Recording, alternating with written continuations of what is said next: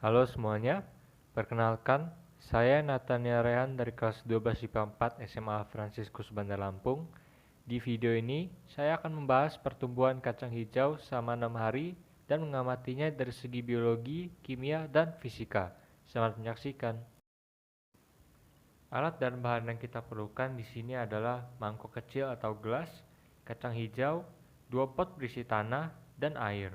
Di mana mangkok kecil atau gelas ini akan kita gunakan untuk mencari kacang hijau yang bagus. Kacang hijau yang bagus adalah ketika ditaruh di air, dia akan tenggelam. Pertama-tama, yang harus kita lakukan adalah menaruh biji kacang hijau ke dalam mangkok kecil atau gelas berisi air. Lakukan ini sampai terkumpul 10 biji kacang hijau yang tenggelam. Selanjutnya, masukkan masing-masing 5 butir kacang hijau ke 2 pot. Lalu kubur biji kacang hijau. Setelah itu, letakkan pot 1 di tempat terang, sedangkan pot 2 di tempat gelap, dan siram secara teratur setiap hari. Pada hari pertama, kacang hijau di kedua pot belum menunjukkan pertumbuhan. Pada hari kedua juga, masih belum menunjukkan pertumbuhan. Pada hari ketiga, pot di tempat yang terang mulai muncul kotiledon. Begitu juga dengan pot yang berada di tempat gelap. Pada hari keempat, batang sudah terlihat. Tanaman kacang hijau yang berada di tempat terang berwarna hijau, sedangkan di tempat gelap berwarna putih kehijauan. Untuk tingginya masing-masing sekitar 1-3 cm. Pada hari kelima, tanaman kacang hijau yang berada di tempat terang memanjang menjadi sekitar 4 cm dan kotiledon berada di atas. Begitu juga dengan tanaman kacang hijau yang berada di tempat gelap. Panjangnya menjadi sekitar 14-18 cm. Kotiledon terletak di tengah dan juga muncul daun. Pada hari ke-6, tanaman kacang hijau yang berada di tempat terang panjangnya menjadi sekitar 7 cm, warnanya hijau segar, tapi sayangnya tidak ada daun. Dan kotiledon ada yang berada di tengah dan juga di atas. Sedangkan tanaman kacang hijau yang berada di tempat gelap panjangnya menjadi sekitar 20-32 cm, berwarna putih kehijauan dan kotiledon terletak di tengah. Yang pertama, dari segi biologi.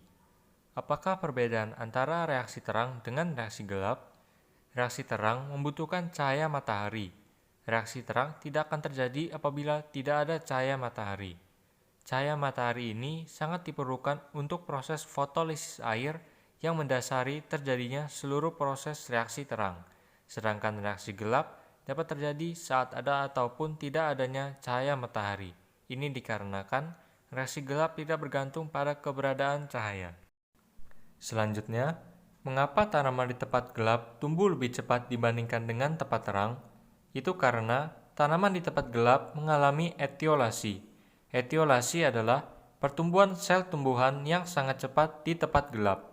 Pada saat kondisi gelap, hormon auksin mengalami peningkatan konsentrasi di area ujung atau apikal tumbuhan, terutama di ujung batang. Akibat dari meningkatnya konsentrasi auksin tersebut, membuat pertumbuhan tanaman semakin cepat namun dengan kondisi yang kurang berkualitas. Sebaliknya, mengapa tanaman di tempat terang lebih pendek? Itu karena pengaruh dari konsentrasi hormon auksin. Hormon auksin akan terurai jika terkena cahaya. Tanaman kacang hijau termasuk tanaman epigeial, yaitu tanaman yang kotiledonnya berada di atas permukaan tanah. Selanjutnya, dari segi kimia. Dalam proses fotosintesis, energi cahaya matahari bereaksi dengan 6 molekul karbon dioksida atau CO2 dan 6 molekul air atau H2O untuk menghasilkan 1 molekul glukosa atau C6H12O6 dan 6 molekul oksigen atau O2.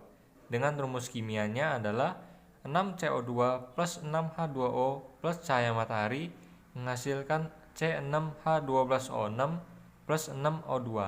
Dari hasil tersebut, CO2 akan dikonversikan menjadi glukosa padat untuk dikonsumsi tumbuhan bersama dengan air, sedangkan oksigen atau O2 dilepaskan ke udara. Selanjutnya, dari segi fisika. Kebanyakan orang akan lebih memilih menanam di tempat terang daripada di tempat gelap, walaupun tumbuhan di tempat gelap lebih cepat pertumbuhannya. Mengapa seperti itu? Karena tanaman di tempat terang lebih banyak menyerap sinar dengan panjang gelombang antara 440 nanometer sampai 470 nanometer, dan sinar dengan panjang gelombang antara 640 nanometer sampai 660 nanometer.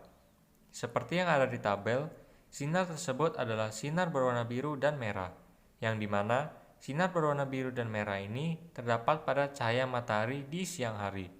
Gabungan dari sinar berwarna biru dan merah ini dapat mendorong kualitas tanaman, sehingga banyak orang lebih memilih untuk menanam di tempat yang terang. Sekian video penjelasan dari saya. Terima kasih.